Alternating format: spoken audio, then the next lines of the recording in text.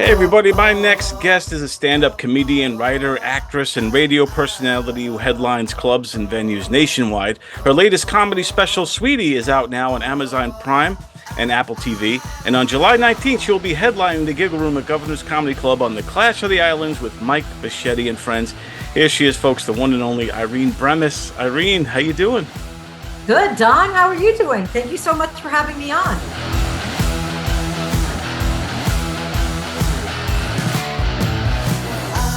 Yeah, this is awesome. It's awesome to finally have you on and get to talk to you. I've been kind of watching you through the Facebook and YouTube and all that kind of stuff, and became a fan. And seeing the great stuff you were doing with Mike Bichetti as a personal trainer and all that stuff. Okay, here's Mr. Bichetti. He's burning it up. All elbows back, shaving your sides, buddy. Let's go. Say hello to everybody while you're working hard. Hi, America. Hi, world. Go, Mikey, go. Oh, my best work, sweetie. Absolutely. He's, I mean, a few years ago, we really got him in great shape. I think he lost like 50 pounds training. Wow. And he trains hard. He throws down. He's no pussy. He just like, he throws down, in a gym situation. So, yeah. You could see he's got that kind of old school tough guy vibes, mentality in him. I guess it's that Staten Island edge. Yeah, Yep. He's got that determination. It doesn't matter what I threw at him.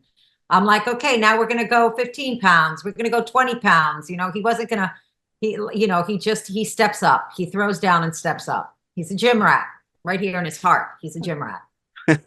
What have you been doing to keep conditioning? Because we haven't seen each other for a couple of weeks. I've been doing a lot of weight, and I've been doing a lot of pulls with the weight. I love the bands because, you know what, it helps get the core. It really does. The core can be worked out enough. Right. You can work out 12 hours a day on the core, and you still need more of it. That's right. And that is the truth. It does work the core. Anyway, so we're going to continue with our workout. We just wanted to update you. You want to throw them a kiss, huh?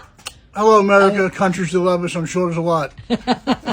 Was he like because he's a friend of yours? Was that something that you just did as a friend, or is that something that you do? Are you like very conscious of fitness, and do you train others? Okay, so I've been a trainer for since I was about 18 years old, and I've trained a lot of comics. I continue to train a lot of comics, just a long list of comics, Michelle Buteau and Marina Franklin, and the list goes on and on. Throughout the years, I've pretty much trained every single comic. But I started training Mike because I was literally going to die. That's why I started training Mike Bichetti. He was overweight.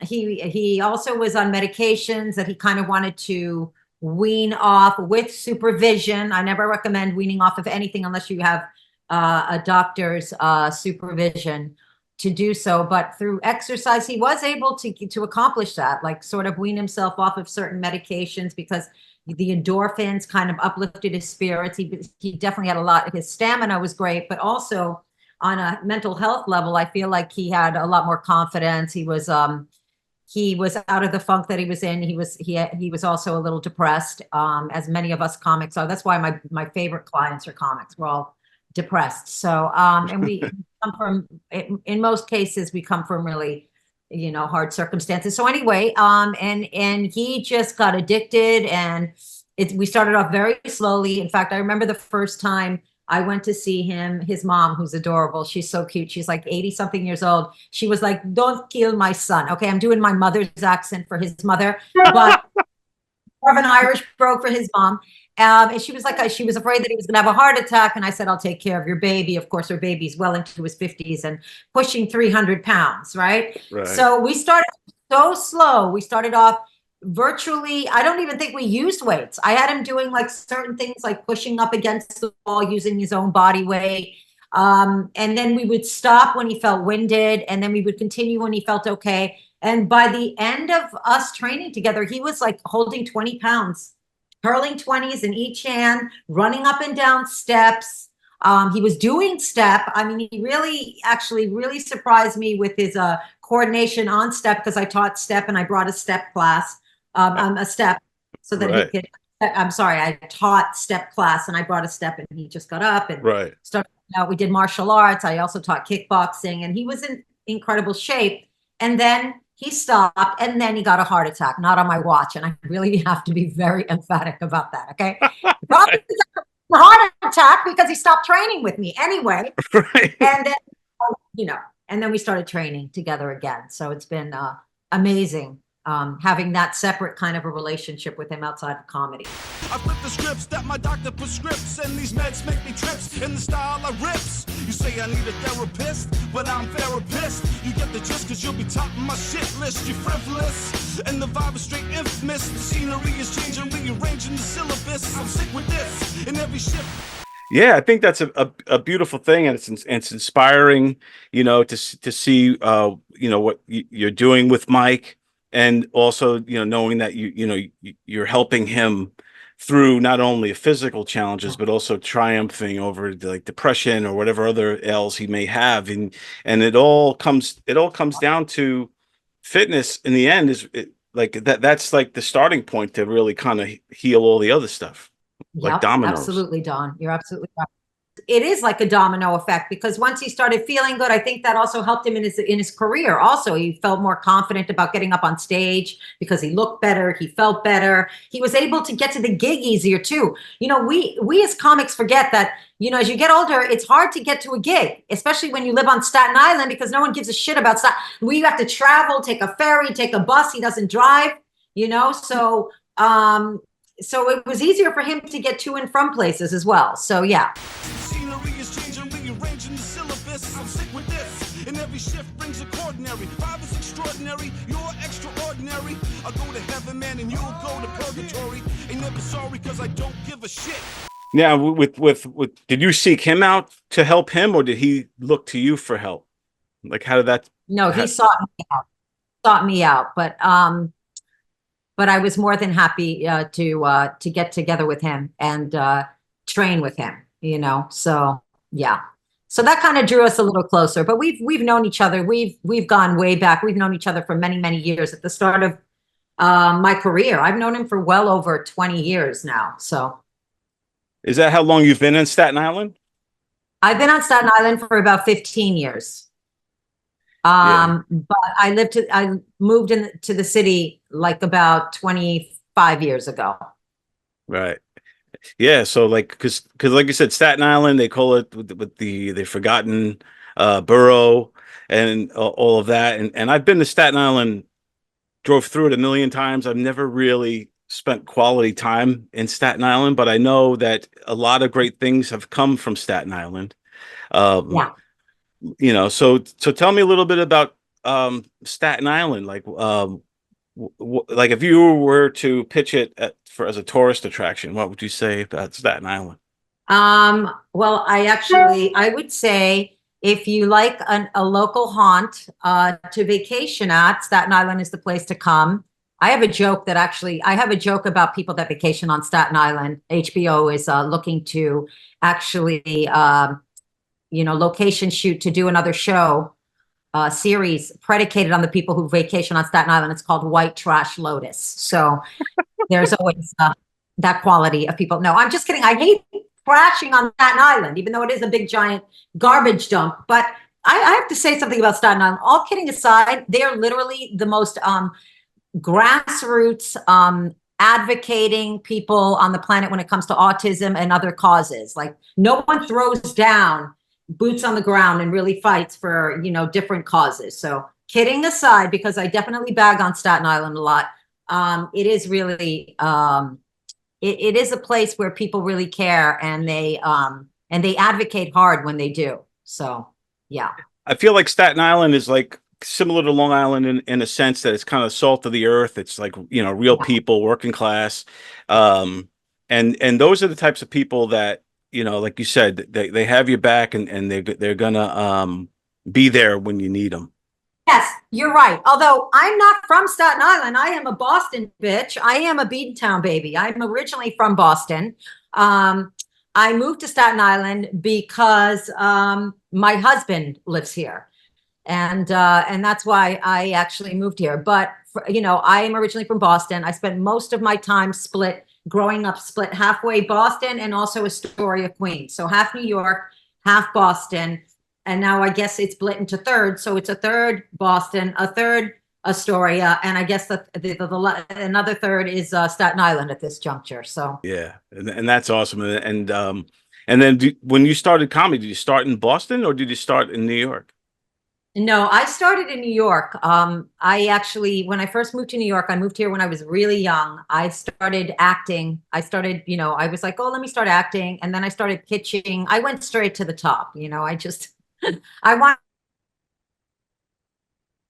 Oh, I think I lost you. Comedy, because I remember I was pitching a cooking show. It was like a comedy cooking show called The Cooking Joes. I wrote it. And it was predicated on my best friend at the time, and we would make these like crazy products like from food. We were way ahead of our time. I just want to say this. This was in the 90s. Now they have shows where they're doing all these organic products made from food. We had beet lip gloss. We had skincare that was made from food, from your refrigerator. So I was pitching a comedy cooking show because I always wrote comedy. I always loved writing jokes and stuff like that. So I wrote this series called The Cooking Joes, and I tried to William Morris. They really loved it, but I wanted to be in it. And they said, if you want to be in it and be talent, you have to start doing stand-up comedy. And I was thrown into the pit for stand-up comedy. And I work at Lucille Roberts. Have you fucking been there? This is the most ghetto gym you'll ever see. I'm not kidding. Let me put it to you this way. A balloon popped in the gym the other day. I thought it was a gunshot. Wow. Needless to say, I don't speak to that bitch anymore for getting me into comedy. But stand-up, it was a long. You know Joey Gay at all, Don? Yeah, I love Joey Gay. He's like the Pips. Okay. Didn't he take over Pips or something? Yeah. Or at one point? Yeah, he did documentary on Pips. Yeah. Hey, Joey, is that a stage name? Yeah, I thought of this, you asshole. So Joey Gay, he was the first comedy show that I ever did. He used to run a room at the Parkside Lounge. And I remember going up and doing his show. And then I used to go to Pips and do shows at Pips. And I remember early in my career, I bombed at Pips, and he was like, and I was like, oh shit, that was brutal, that I just bombed. And he was like, Irene, you don't make it until you bomb at Pips. That was his advice to me. He's such a great friend. I haven't seen him in a long time, but I love him. And I started out with him. In fact, his show was the very first show that I ever did in stand-up. Wow, very cool. Yeah. Joey Gay's been around for a long time. Like I said, he was a staple, Brooklyn scene, New York scene. So that's really cool that you kind of go back with him. Yeah, my friends in Brooklyn are mooks. For those of you who don't know what a mook is the type of guy who names his newborn baby daughter after his ex-girlfriend so that his tattoo will make sense again. When you started doing comedy, you got it. The dragons. I like to use a metaphor for actual heroin because it felt like it wasn't good for me, but chasing the dragon is a term coined for heroin, and I just got hooked. I did, in a really terrible and wonderful way, but it was bad too. It was like desperate. I had to get up. I always had to do stand up. But luckily, I had a very, when I first started, those were the days that were so much fun doing stand-up. I had, I was hanging out. It was me, Rachel Feinstein, who else? Marina Franklin, Cynthia Levin, Rena Zager, a lot of big comics now. I remember I ran a room. It was primarily all women, female comics, and I remember Dave Chappelle stopped by, Dimitri Martin stopped by, Florentine, of course, who I knew because Florentine was very good friends with they grew up together with Jim Norton and my ex-boyfriend, Kevin Corrigan. So this room, because it was the beginning of these rooms emerging, you didn't have to go to a club to do stand-up. And these rooms were packed, man. And it was a lot of fun. We would hang out, we would dance afterwards. It was it was really I feel like you really can bond with fellow comedians. I don't feel that as much anymore. Really? You don't feel like any bond Yeah. with comics nowadays? I think you could, but I don't really hang out with like, I mean, my friends from stand up are the same friends that I had from I have a lot of friends and a lot of very, very close friendships in stand up, and I treasure those friendships. But it's not the same. Like, if I go out and I do, first of all, I'm very selective about the shows that I do now, 25 years later, whatever. And and there's so many comics that I don't really know anymore. So it's really not this, plus I'm older. So I'm not going to be dancing and, twerking and drinking, like I did when I was in my 20s and 30s. But yeah, so those were really fun times, but I think stand up has definitely evolved in many ways, not just cancel culture or the way that the clubs are. I mean, we have social media, we have, it's just so different now. The landscape of comedy looks very different. I think that too. It's ever evolving, and I think to your point too, like the times just before social media really broke and became what it is today. I think it was a kind of like some kind of a golden era of comedy for our modern times, if that makes any sense. But it was like the end of the innocence of the comedy, because then social media came into play and just changed the game, changed everything about it, about, even how people climb the ladder in comedy now. Yeah. I mean, if you're an influencer, you have a lot of followers, you can get asses in the seats, you could get, there was a lot of that going on. I don't know what's going on with that now, because there's been some really horrendous, like, just crashes when you do that too, because people aren't prepared to be in a live audience. And I've seen it multiple times where you get somebody who has a huge following, doesn't really do stand-up, is funny on their Instagram or TikTok, and then they do a show. That recently happened where I taped my special at the Cutting Room. I'm not going to mention the name of this big comic. She's really big, but she was an influencer, and she sold out within seconds. All her shows were sold out. And then I followed up with him and I was like, oh, well, how was she?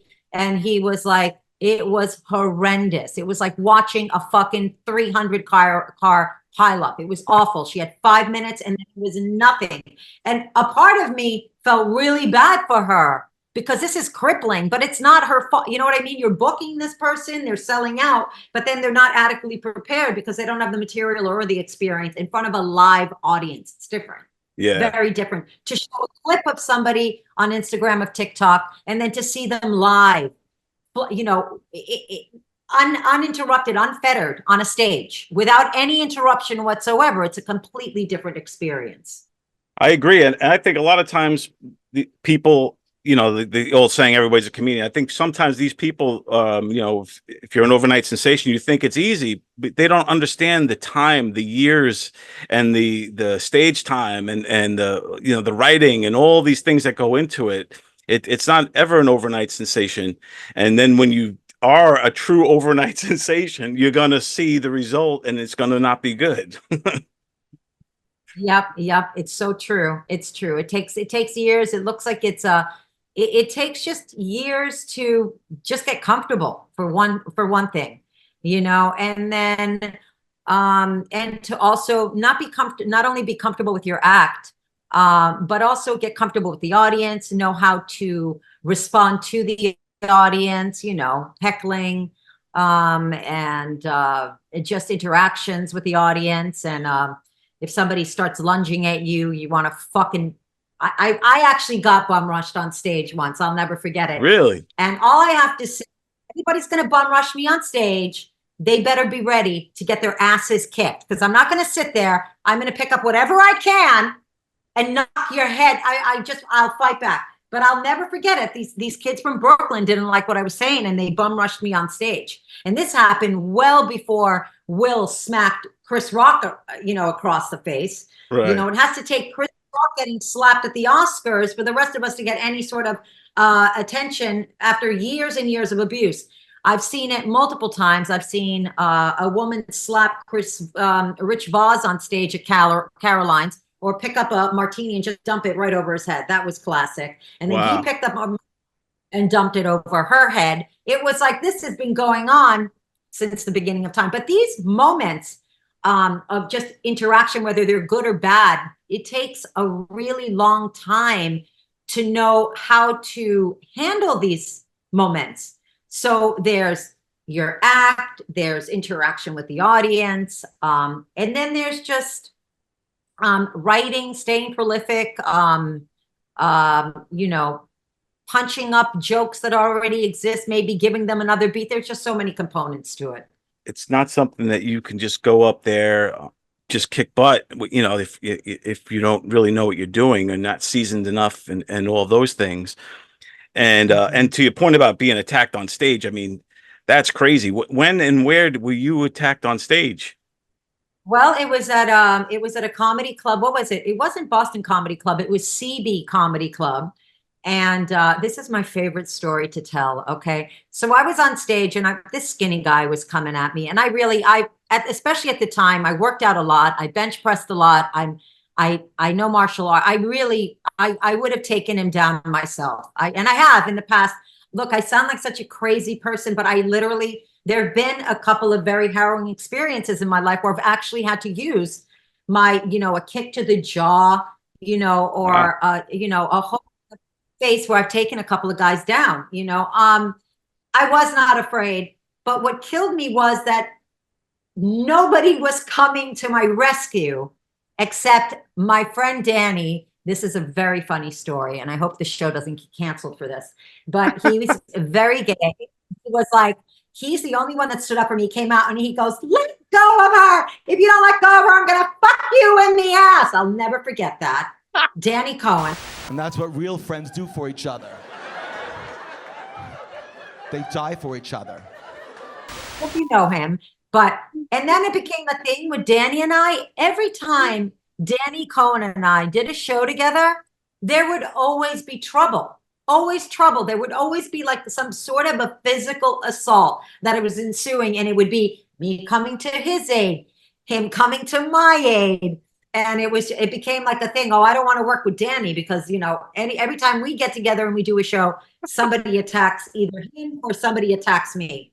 But anyway, yeah, it's nothing new, you know, heckling, having things thrown at you, you know.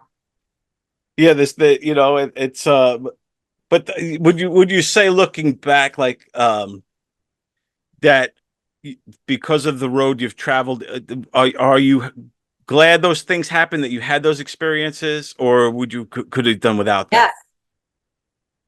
No, I'm so glad for every experience, bombing, interruptions, you know, whatever, sexual comments, whatever the hell was thrown my way, whatever insult, anything that ever happened, because it did make me intrepid. I have to say, if there's one quality that I have on stage, there really is a sense of fearlessness now. And it comes after years of doing it and just being, you know, and it's not just me, it's any comic that just gets up there, does their things. I mean, you just become, in a sense, unflappable, you know, so you're ready for anything at any given time. You're not going to have a meltdown. You're not going to, you know, and that's really what it is, you know, because it can be very daunting if you don't have experience and you don't have legs. Something happens, you could literally just have a meltdown. I've seen that happen too, where you just lose it and you don't know what you're going to do. You know, you don't know how to respond. And then that could scare you out of stand-up, you know?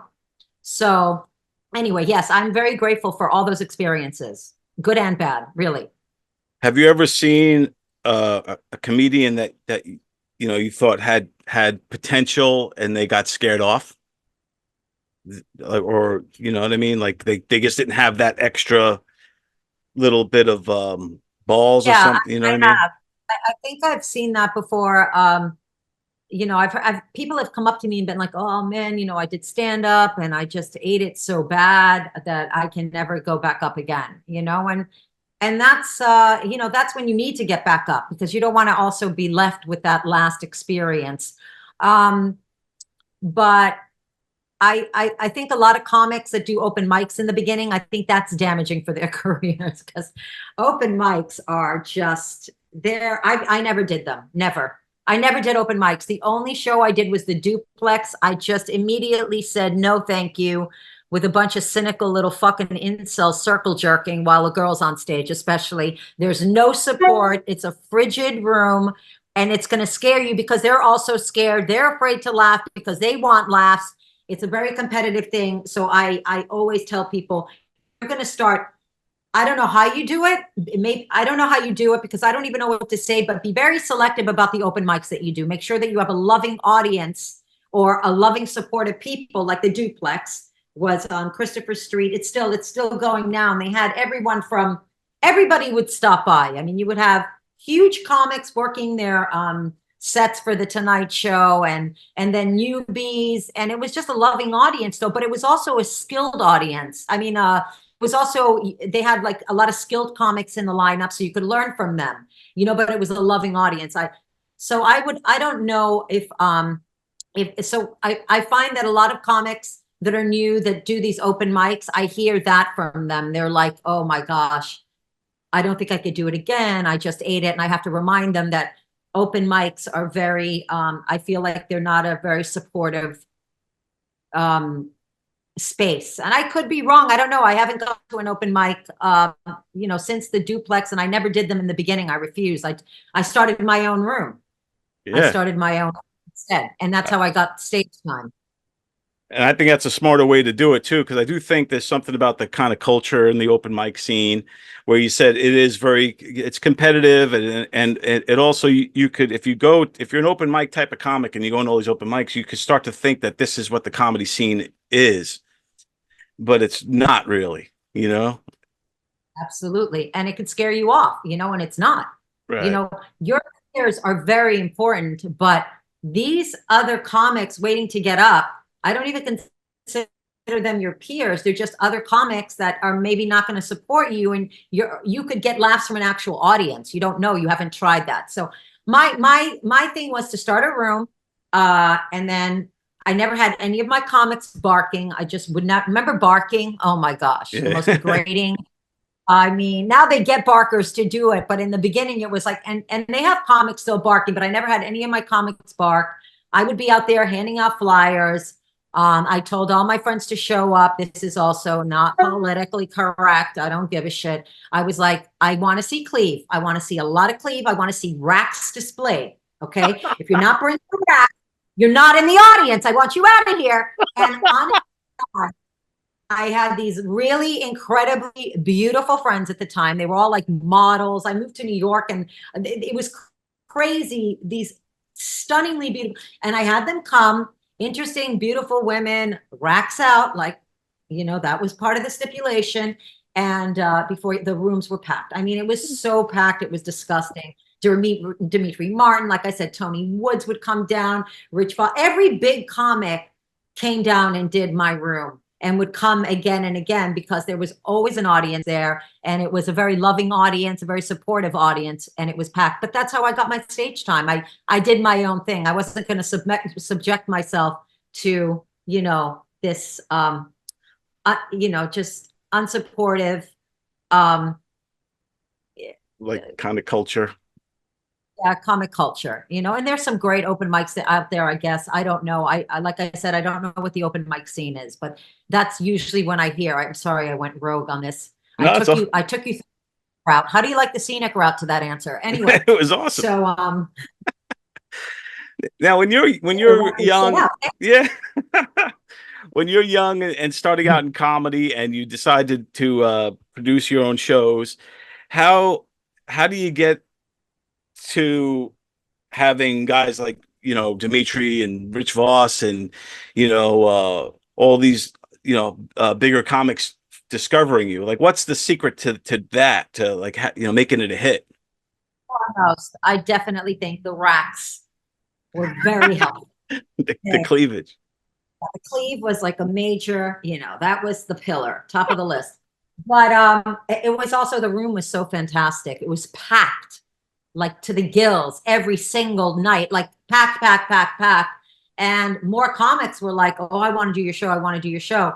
Can I come down? So there were a lot of people coming down just to look at my show. Like, who's this bitch? We don't even know who she is. Who is this woman that's dressed like a stripper on stage? Because that's a whole other can of worms. You know, I was dressing like a stripper before anybody was dressing like a stripper. So they're like, who is she? Where did she come from? There's a lot of racks around. This is Pleasant, and this place is packed. And so they came to me. I didn't have to do anything. The show just got notoriety, and then people were coming to me. I got overwhelmed with booking comics. I can't say no. I wanted to give everybody a spot because I just, and I was always like, sure. And then everybody was like, you have to truncate you're giving 20 comics. I didn't know how things work. And I'm like, oh, really? But I feel so bad. So anyway, once I got into the groove, I was able to fit everybody in different shows or whatever. But the show had already ignited. So I didn't do anything except run a show. And it was great. That's awesome. You kind of had lightning in a bottle and you made it happen. And and I think that was such a comic, great comics, like mostly females. I wanted to run something for women. It was called Hysteria. Of course, Rachel Feinstein, who was like my sister, and then Michelle Buteau and Marina Franklin. Who else was there at that time? Just any female that goes back at that time. Carmen Lynch. We all started out together. Those were the girls that were constantly coming in every week doing a spot. And then and that's how you start, in any situation. You start together and then you branch off, and then this person's doing that, and you see people flourishing in different directions. But that was the base of how we met, was that show. It was such a great show. I miss it. I do. The only reason my husband ever gets a hand job is because I'm working on my triceps. Not bad, right? Not bad. It's the only reason. So when I see a woman with well-toned triceps, I know behind those extremely defined triceps is a very fucking happy man. On the 19th, make sure you get the cleave. The girls with the cleave come to that. And their cleave doesn't look as good as it did 30 years ago, Don. I've got news for you, bitch. All right. I mean, don't expect the cleave that cleave is gone. Okay. That's gone. It's like a little sag to him now. I guess it's a little older, but that's all good. Yeah. Tape that shit up with duct tape. Come on down. And I also want to talk to you about your comedy special, Sweetie. People can find it on Prime Video and Apple TV. I encourage everybody to get it. It's awesome. Thank you. And that was produced by Rachel Dratch. Yeah, it was produced by Rachel Dratch and directed by my friend Owner 2Cal, who's like he's a big comedy director. He's got, he did Catfight with Anne Heche and Sandra Oh, Alicia Silverstone. And actually, we have a movie that's coming to theaters. I'm co-starring in it. I want to give that a plug too. He just sent me this email. Yeah, so if anybody is in, let's see. So it's called Pound Cake. It's a comedy horror. It's a comedy horror about a serial killer. I'm just going to leave it there. Okay. But it's called Pound Cake, opening in 2 theaters on Friday, June 28th. One theater, it's in Yakima. Sorry, I just got this email. Wait, let me see. It's at the Guild Cinema in Albuquerque, New Mexico. Nice. And also at the Yakima Theater in Washington on June 28th, Friday, June 28th. It's opening in those 2 theaters if you want to check that out. It's really funny. It's incredibly inappropriate, but super smart and hilarious. And I love those 3 things. I love being inappropriate, I love smart, and I love funny, coincidentally. So, yeah. Just because I'm rich and hot and white doesn't mean that I'm some kind of a monster. I care about civil rights, women's rights, transgender rights even. I'm not the fucking enemy. I know that, okay? And Me Too. I care about Me Too. I stopped watching Louis C.K. because of that. That was hard for me. I love Louis.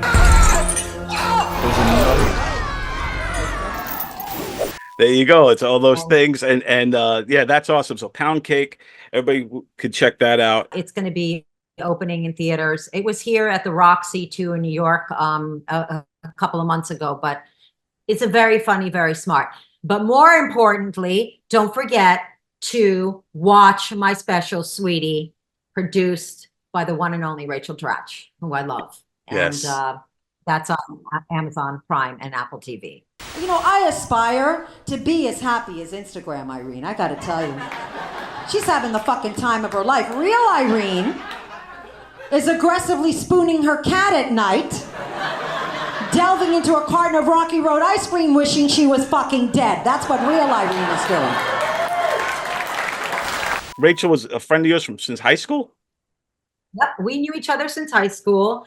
And, you know, we worked together throughout the years. I would write for her and we would hang out. So it was a little bit of both. We'd work together here and there. But then she said, you know, I would love to produce your special. And now we're doing a podcast together. We co-host a podcast together. It's her show and I'm her co-host on it. It's called The Woo Woo with Rachel Dratch. And I co-host on The Woo Woo with her. And we've had some insane guests. We've had Will Ferrell, Amy Poehler, Tina Fey, Julia Margulies, Vanessa Williams, on deck, Gloria Steinem, just crazy. Wow. Huge guests. Such an amazing experience.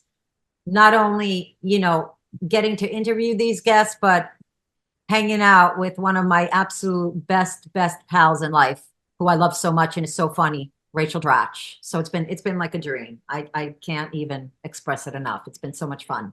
Before the show, Rachel just pretty much summed it all up. We marg it out. But we just have margaritas for fun, though. Yeah, just for fun. We don't have conflict resolution margaritas. We don't. That's the dream right there, right? You know, to kind of do something that you love and be successful at it with one of your best friends. There's nothing better than that. Nothing. Absolutely nothing. And that's everywhere podcasts live. Anywhere you get your podcast, you can find that podcast.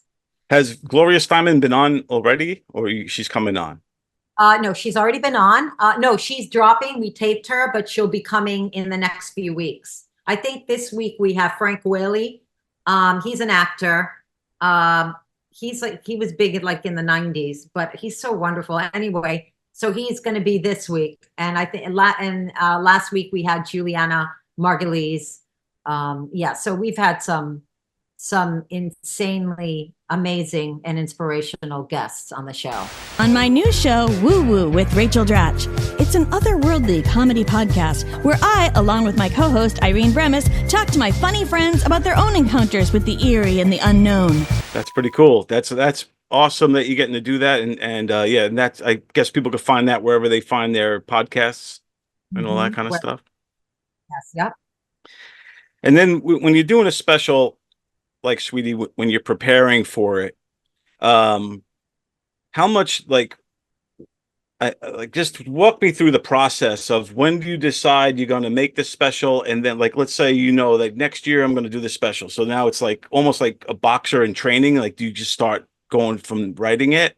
Like, really good analogy. I love that you used a boxer in training. Yes, it kind of is. It's exactly like that.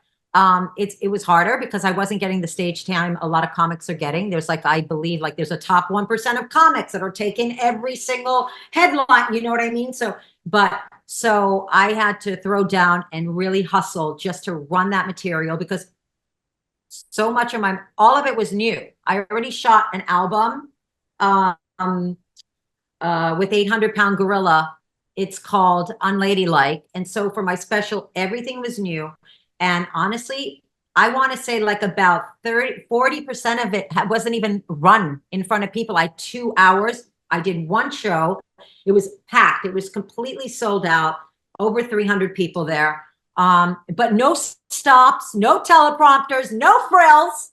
Okay. This bitch brought it and just threw down. And I'm really proud of myself for doing it, because if you're going to wait for somebody to help, or somebody to give you that opportunity, we don't need that anymore. I always say the gatekeepers are dying. If you want to do something, you can do it. just prepare like the boxer. Understand it's going to be a lot of work. I had to really get up and run as many bits as I could, or work craft and have the confidence that I needed even when it wasn't run, because I cut my special was cut.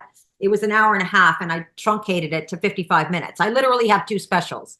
The show was great. The audience was amazing. It was a dream come true night. We often panic, like, how are we going to do? What's this going to be like? Is this going to go fairly well? And it was insane. Like, I've never done better in my life, in my career, for an hour and a half straight. So it was easy for me to pick whatever, because it could have gone tragically wrong. Let's be honest, one show. I didn't have the 2 shows to intercut, it was only one show. Yeah. So, but you just make a goal. You say, you know what, this is what I'm going to do. Write your set list, what you're going to talk about, really work on it. You got to craft and make sure the jokes are solid. Get up and run it as much as you can. I tried to run it as much as I could as a whole, but often I just had to do pieces here and there. But you have to run it. You have to run it. And I think people don't realize that after a while you get sick of running it exactly how you're going to do it on stage. You have to keep running it. So it is all about how you identify your pronoun. For example, I identify as a 20-year-old girl. That's why I dress like a whore and shop at Forever 21, because it's a moderately priced lie. That's why. Yeah. You assemble your team. That's a whole other level. You get somebody to, want to. For me, it was owner. I knew what he knew what he was doing, so he put the production team together. And so it's just something that it's hard, but if it's something that you really want to do and you feel like it's something that for me, it was important for my posterity to throw this out there. I was determined. I wasn't going to let anything stop me, and I did it. And I know other people like that have inspired me. So inspiration's passed on. No one owns it. It's passed on from me, from someone else to someone else to someone else. So that was it. That's how I did it. Wow. Yeah. And there's so much that you said that goes into it. And then when you have, one shot, the pressure of that to overcome that pressure and not, like, you know what I mean? That's also kind of like a boxer, again, to keep that analogy going, getting in the ring. For the title fight, you only got one chance. There's no, and you have to. Yeah, I love that. Yes. Yeah, you have to give it all. Exactly, and the only way you get those legs and you have that confidence is if you run your set. You work on that material. You have the legs, the experience, and you are adequately prepared like a boxer. I mean, honestly, that's a perfect analogy, seriously. Awesome. So that's what it was like, I'm in very good company with my friends, on the Rock. That's what they call Staten Island, because they all love to dress aggressively whorish. They've got their racks displayed with a crucifix wedged right in there. Oh, yeah. It's a very confusing message. It's like saying I believe in Jesus, but I'll blow you later in the bathroom like I don't. I couldn't be happier, honestly. The way it turned out was just like a dream come true. And we know so many things can go wrong during a show, let alone the pressure of 5 cameras and it being a taping. So thank God. It was amazing, because I actually attempted to shoot a special at Governor's. At Governor's. Right. I did. Yeah. It was at Governor's. Yeah. And I got COVID and I lost my voice on stage. And I was so depressed after that. I'm like, that's it. Fuck it. I don't care. I'm just quitting this business. I'm not doing this. I worked to the bone to get this. I'm up there. I do 2 shows, no voice. I was like this. I had somebody on standby to just finish if my voice completely cut out. I was so sick, and I'm so glad it happened, because if that didn't happen, I wouldn't have this situation. Rachel wouldn't have been attached to it, because she wasn't when I did it there. I wouldn't have, it's amazing how things happen. That's another lesson in our business. Things happen for a reason. When you think things are going to shit in this business, sometimes it's exactly where you're meant to be. You're being protected. You're being protected. Yeah, that's a great way to look at it, for sure. Yeah. And and like you said, everything happens for reasons. And I'm glad you overcame that as well, because that could be a blow that could take most people out. And you fought back. And that says a lot about, your character as well, that, you're going to roll with it. You're going to get back up, dust off. When you're always right there where you're like, no, I'd rather just fucking stay down, man. I'm not getting up for another punch, That's it. I'm down. Get away from me. Anyway, but I had distribution because they did see the set, that I did a set just like it at Laugh Boston. And they were like, it's really funny, so do this, and I had this inspiration to do it, so I said, okay, I have to do it over. But it was very painful for me to have to go through that whole process, because it's exhausting and very stressful. It's so stressful, but it's so worth it once you do it, Who's a Greek immigrant from Greece, a termite with an accent. She loves to tell the story. She goes, your grandmother. She was 108 years old, 18 years old. She had one tooth, a crust of bread. She would scrape at the bread against her tooth. She drank milk from the goat's titties. And she lived to 118 years old. Is it like when the anticipation? So the date's coming up, you're working hard for it, you build and you build and you build, and finally the day comes and you kill it.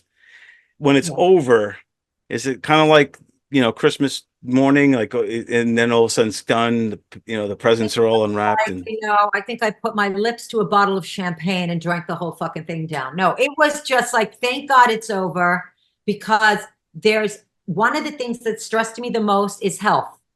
You are afraid you're going to get sick, which I think is why I got sick the first time. You're literally afraid that you're going to get sick. And I remember even like Rachel Feinstein's like, I have laryngitis. I'm like, the same fucking thing happened to me. You get so stressed out, you lose the very thing you need to get you through the night. So being healthy is the number one. Then there's other things like, what if I forget? For me, I'm not the kind of comic that's just going to come out rattling an act. I'm very good at changing it up, going into the audience. I'll sit on someone's laps. I don't really care. You know what I mean? I'm very comfortable in that stage. So I'm less afraid about forgetting, but it's always there that you could forget as well. But just the anticipation of people showing up, that's another thing. Right. Who's going to show up? Who's coming to this thing? You don't know. That was very nervous. That was top of the list right there. No, it was health and that right there. Those two things.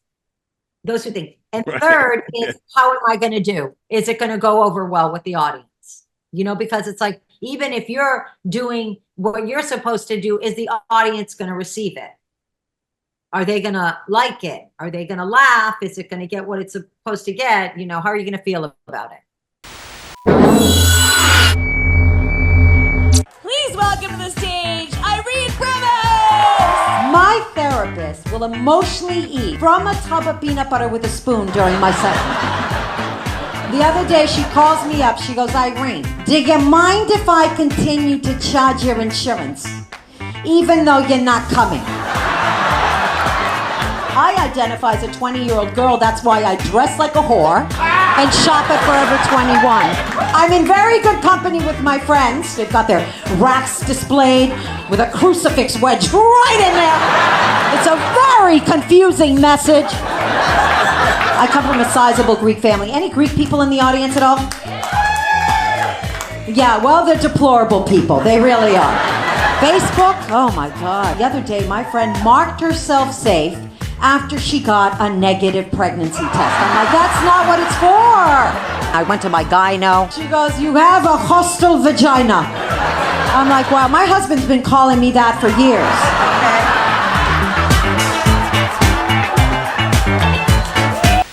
All right, everybody. We had some technical difficulties there at the end with the Irene Bremis interview, but what a great interview it was. She's awesome. And if you want to see her, come out July 19th at Giggle Room and Governor's Comedy Club. She's going to be headlining the Mike Bichetti and Friends tour. Other great acts are going to be on there as well, including our very own Tony Landolfi and a comedy team as well. It's going to be great. Make sure you check out her comedy special. Irene Bremis's comedy special, Sweetie. It's going to be awesome. Also, you can follow her on Instagram at Irene Bremis and on Facebook.com. The Funny Greek 1213 is also her as well. And then you can follow her on Twitter, Irene Bremis 13. So everybody just check her out. Really great stuff. She rocks. And come out July 19th. It's going to be a blast. I'm telling you right now, it's one of our very own Governor's Comedy Podcasts presents. It's our first one. So come out and support us, support Irene Bremis, support Tony Landolfi, support Mike Bichetti, who's going to be hosting this whole thing. It's Mike Bichetti and Friends. You're not going to regret it.